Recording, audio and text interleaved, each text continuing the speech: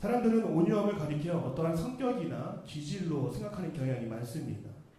사람이 좋은 사람처럼 보일 때 온유한 건 아닌가 이렇게 생각하고요. 또 조용하고 침착하고 부드러운 사람을 우리는 온유한 사람으로 우리는 생각할 수 있습니다.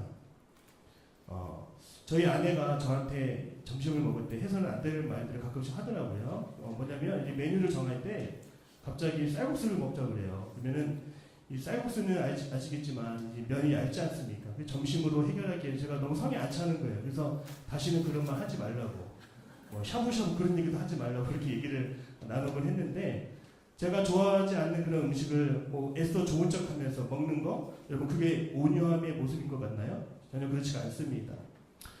정말 성경적으로 정확하게 온유함에 대해서 그 단어의 뜻을 우리가 배워볼 필요가 있습니다. 성경에서 말하는 온유함은 헬라어로 프라우스라고 합니다. 이것은 통제된 힘을 가리키는 거예요. 통제된 마음의 상태가 바로 온유함이라고 하는 것입니다. 특별히 라틴어로 해석을 한다면 더 구체적으로 풀이가 됩니다. 손아귀 아래에 있는 길들여진 것, 이렇게 표현할 수가 있는 것이죠. 여러분 생각을 한번 해봤으면 좋겠습니다. 들판에 야생마들이 뛰어놀고 있습니다. 거친 말들이 뛰고 있어요.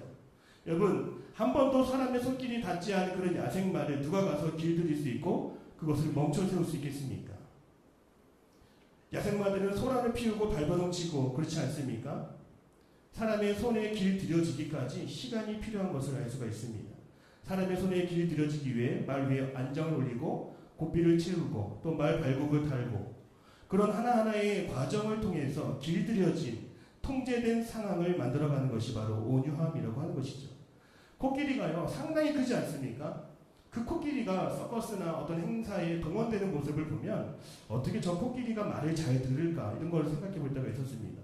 근데 비결은 그 코끼리가 자라기 어린 시절부터 커다란 줄을 큰 말뚝으로 박아놓고 그 줄 이상으로 그 길이만큼 벗어나지 못하게 하는 매여 있게 하는 훈련을 한다라고 하는 것이죠. 통제된 상황이 길들여질 때 이 코끼리는 사람의 손길에 의해 길들여지고 유순한 상태, 누가 사용을 해도 난동 부리지 않고 그 힘이 거칠어지지 않는 모습을 볼 수 있다고 하는 것이죠.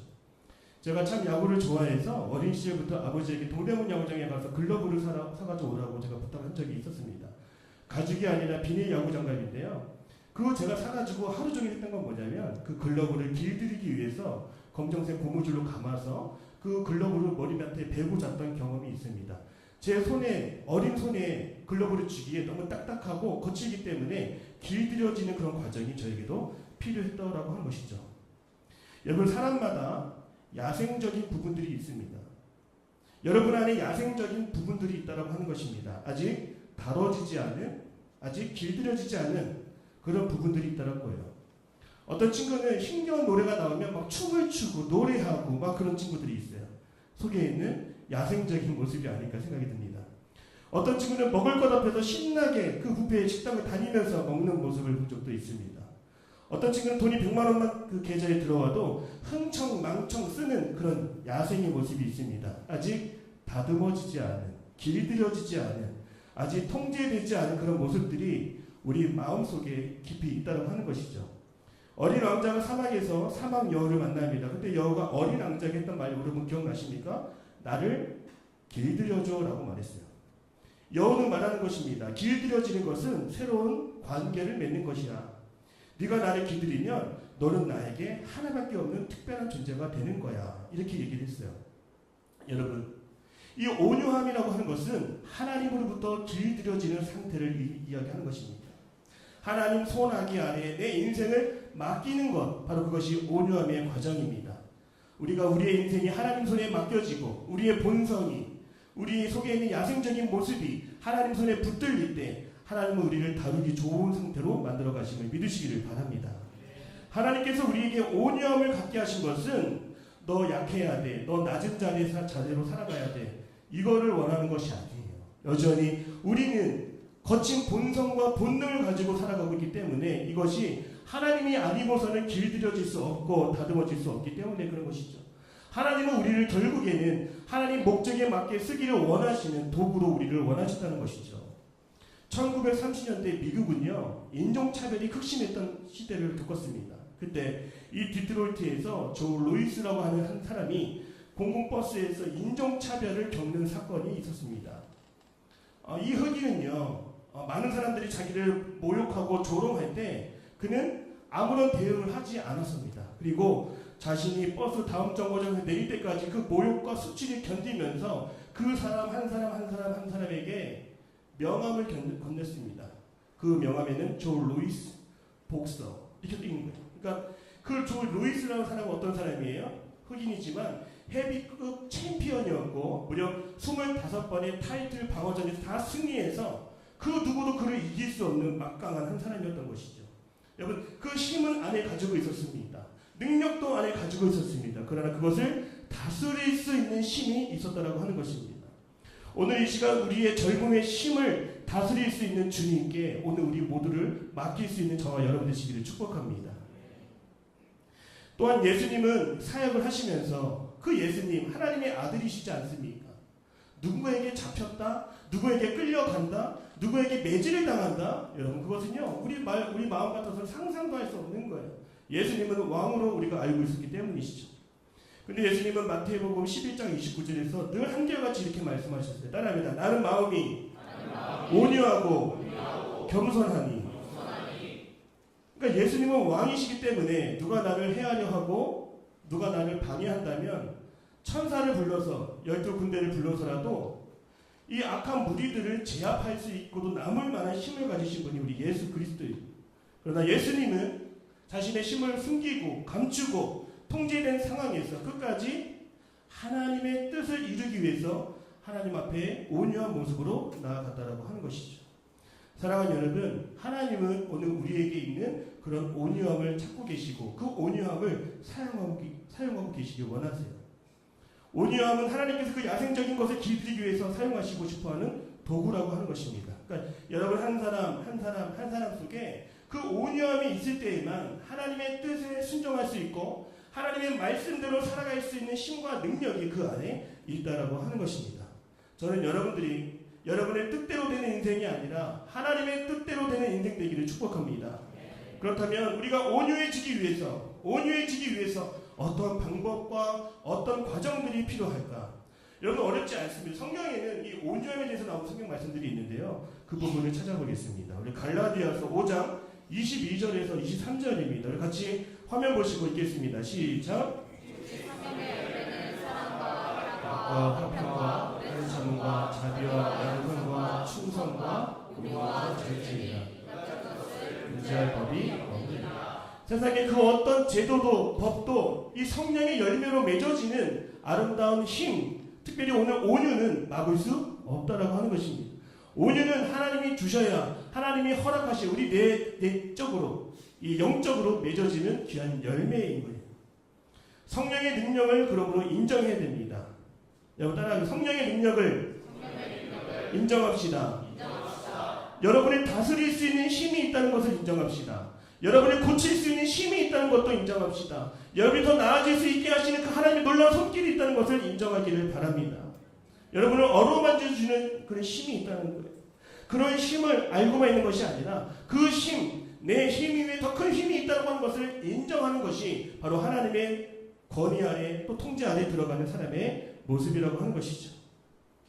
여러분 우리가 가지고 있는 악한 힘도 있습니다. 바로 그것을 우리는 죄성이라고 얘기합니다. 우리는 조금이라도 더 벗어나고 싶고 내 마음대로 하고 싶고 내 뜻대로 하고 싶어하는 끝까지 내 본성이 거친 사람들이에요. 이것을 누가 알았을까요? 바로 사도 바울이 알았어요. 로마서 7장 18절에서 21절 한번 읽어볼까요? 오늘 우리가 생각하는 것과 동일합니다. 같이 읽겠습니다. 시작.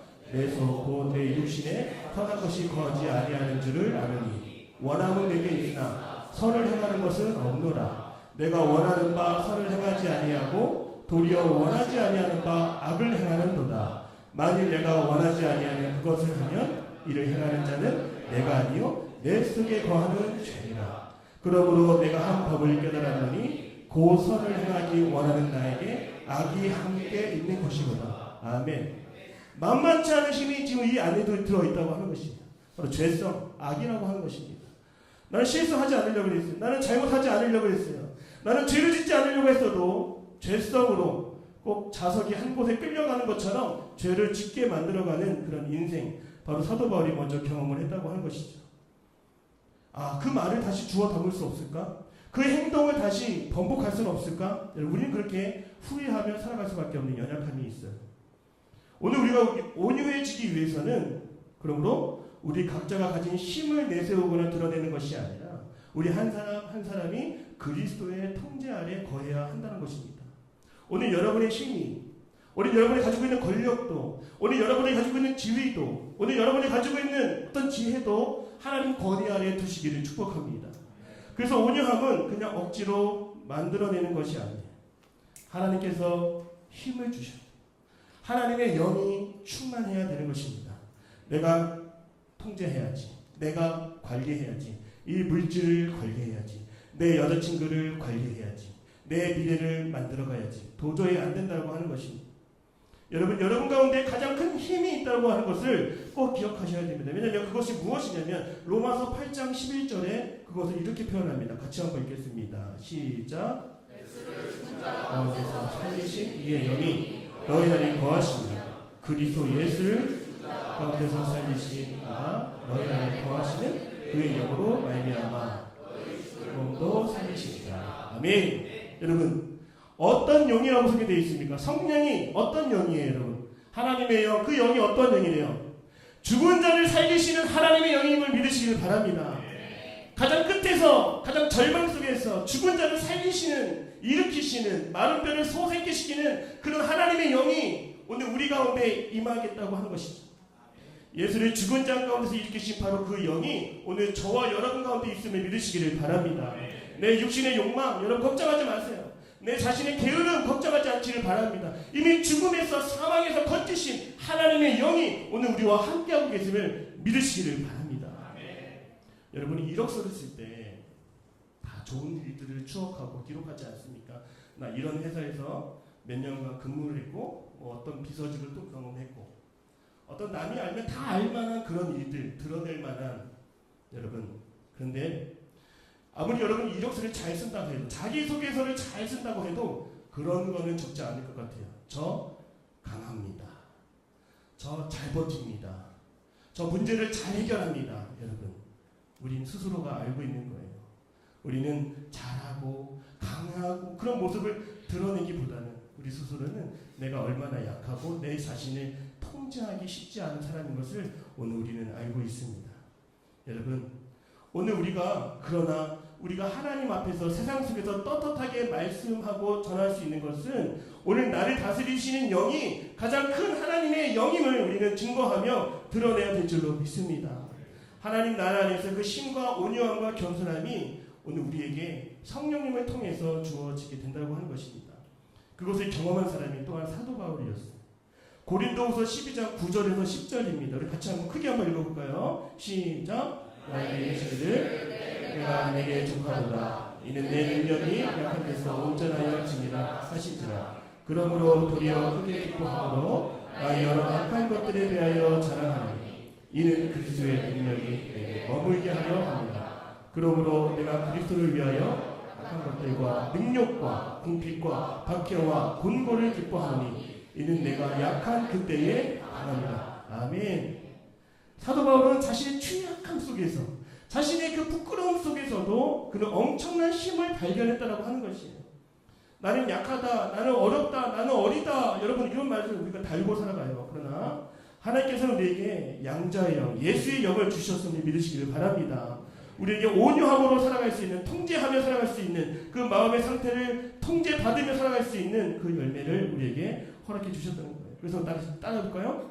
나는 강하다. 나는 해낼 수 있다. 여러분 그 이유와 근거는 뭐라고요? 내 안에 계시는 가장 강한 하나님의 영이 있기 때문인 것입니다. 내 안에 야성을 주님은 깨우시고 그러나 그 야성을 그대로 사용하시는 것이 아니라 주님의 손길 아래 내놓은 자들마다 하나님의 방식대로 하나님의 모양대로 가꾸어 다듬어 사용하고 계심을 꼭 우리는 믿어야 되는 것입니다. 우리 목사님들이 앞에서 설교할 때 우리 선교사님들도 마찬가지지만 그 스톨이라고 하는 것이 있어요. 스톨. 스톨이 무슨 의미일까요? 스톨. 왜 목사님들은 그 긴 천 이런 거 길게 늘어드릴까요? 바로 그것은 나를 하나님의 권위 아래 둔다라고 하는 뜻을 가지고 있어요. 나는 그리고 내 뜻이 아니라 하나님의 뜻에 순종한다라고 하는 그런 의미를 가지고 있는 거예요. 이게 뭐와 같냐면 소 한 마리에 끼는 멍에와 같은 거예요. 내가 가고 싶은 대로 가는 것이 아니라 하나님께서 정하신 길로 가야만 하는 그런 목회자의 마음도 이 스토리에 담겨 있어요. 여러분, 우리가 강한 하나님의 힘에 의해 통제되고 우리가 하나님께 귀한 쓰임을 받을 수 있는 은혜가 있기를 주님의 이름으로 축복합니다.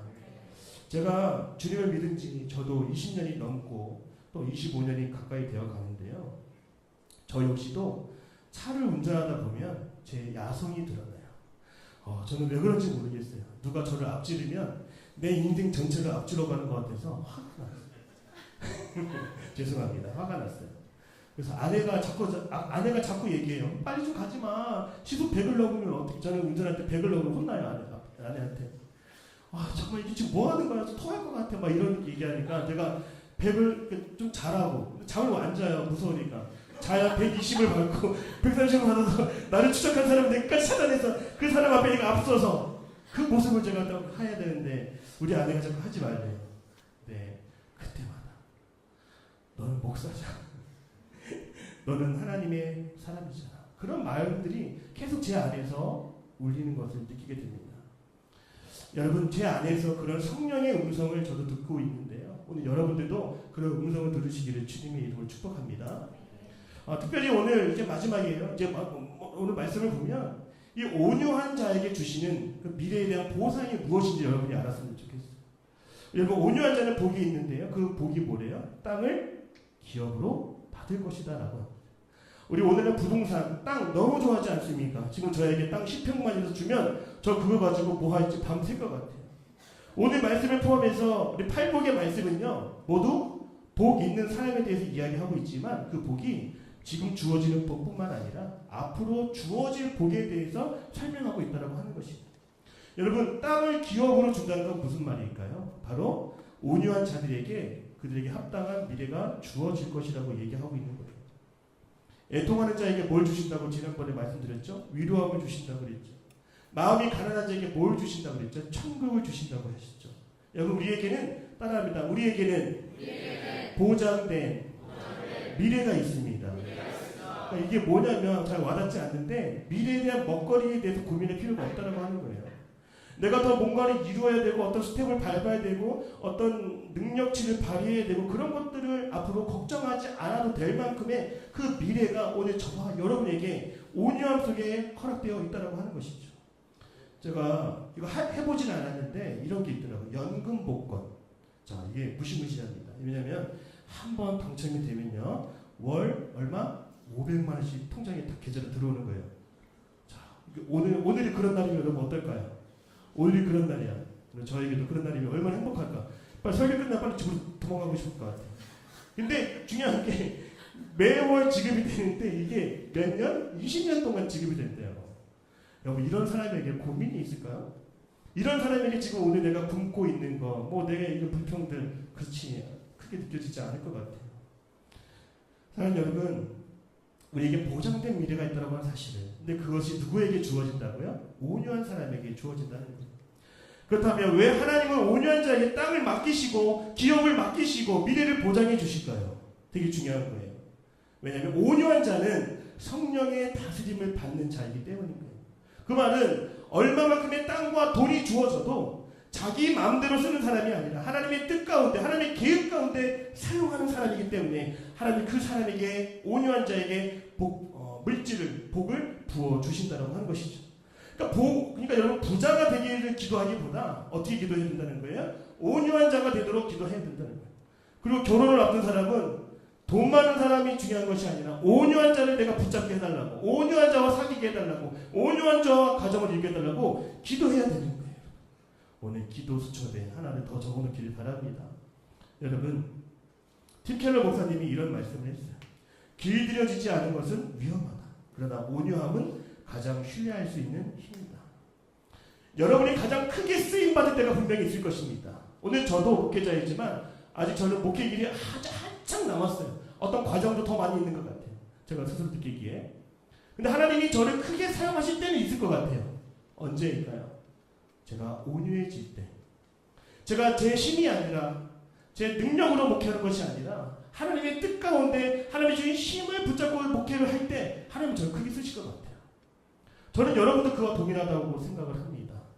여러분 아직 인생의 꽃이 피지지 않았지만 언제 그 꽃이 피게 될까? 여러분 하나님의 권위 아래 통제되고 있을 때 하나님은 여러분을 높이시고 하나님은 여러분을 자랑하며 드러내실 것을 저는 믿습니다. 그 힘을 다스릴 수 있는 하나님을 만나시기를 바라요. 그 권력조차도 다스릴 수 있고 내 지혜를, 내 무기를, 내 삶을, 내 마음을, 내 형편을 다스릴 수 있는 주님을 만날 수 있기를 주님의 이름으로 축복합니다. 저도 사람인지라 함께하고 싶은 사람이 왜 없겠습니까? 그러니까 우리 아내, 제 최고이지만 같이 일할 때 제가 리진이 항상 칭찬하는데 칭찬 더하면 큰일 날 것 같아. 교만해질 것 같아. 우리 연합단 제가 너무나 자랑하고 우리 보라 아버님 오셔서 이런 얘기 하는 거 아니지만 이 보라 보세요. 이 보라를 보면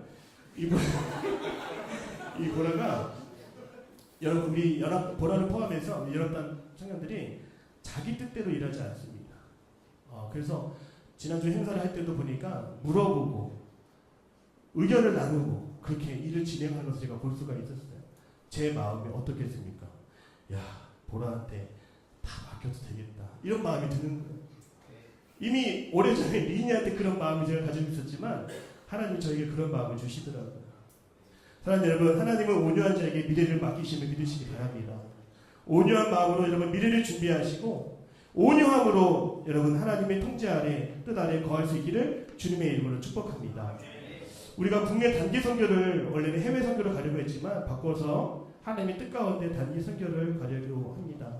여러분 우리 안에 선교를 앞두고 가지고 있는 야생적인 마음이 무엇일까요? 여전히 내 시간, 여전히 내 계획, 여전히 내 편안함이 내 야생적인 모습이 아닐까요? 그러나 이 선교를 가려고 하는 사람들은요, 이 야생적인 마음이 온전히 하나님 앞에 내어드려지고 더 쉬고 싶고 친구 만나고 싶고 뭐 좋은 거 사고 싶고 그런 마음으로 하나님 앞에 나오는 것이 아니라 내 편안함을 쫓는 그 마음이 아니라 하나님의 손 아귀에 기꺼이 나를 내어놓는 그 마음이 정말 하나님이 기뻐하시는 마음이라고 하는 것을 저는 점점 느끼고 있습니다. 여러분 하나님의 뜻 가운데 거하는 인생 그 훈련을 청년의 때에 하루하루를 살아갈 수 있기를 주님의 이름으로 축복합니다. 특별히 우리 선교사님들 이 자리에 오셨지만 저도 선교를 그냥 조금 그냥 갔다 와서 다 알지는 못할 것 같아요. 그러나 선교를 가보면 알 수는 있어요. 선교는 내 속도에 하나님을 맞추는 것이 아니라 하나님의 속도에 내 자신을 맞추는 훈련이구나. 여러분 그러니까 우리 선교사님들 얼마나 훌륭하시고 멋지시고 대단한 것입니까? 이미 마음은 저기 가 있어도 하나님이 허락하지 않으면 아무것도 이루어지지 않는 것이 바로 선교의 상황인 거예요. 우리 젊음의 날에 그런 것을 훈련해야 될 줄로 믿습니다. 내 힘을 아니에요. 내 시간을 아니에요. 내 뜻을 아닙니다. 우리가 가장 중요한 것은 내 뜻과 내 마음과 정성을 다 하나님께 내어 던지고 하나님 손에 맡기는 연습을 우리가 해야 될 줄로 믿습니다. 그러므로 우리 기도할 때 하나님 저 하나님의 뜻에 빨간불 켜지면 멈추고 파란불 켜지면 달려가겠습니다. 하나님 저희 인생을 관제탑에서 저를 통제해 주시고 제가 하나님께 순종하는 삶을 살아갈 수 있도록 역사하여 주시옵소서. 이런 마음을 오늘 우리가 구하면서 함께 기도할 수 있기를 바랍니다. 기도하겠습니다. 사랑의 하나님 감사합니다. 오늘 이 시간 온유함을 통해서 통제된 하나님의 마음을 알게 하시고 하나님께 다스림받는 귀한 한 사람 한 사람 될 수 있도록 주님 역사하여 주옵소서. 살아계신 예수님의 이름으로 기도드립니다. 아멘.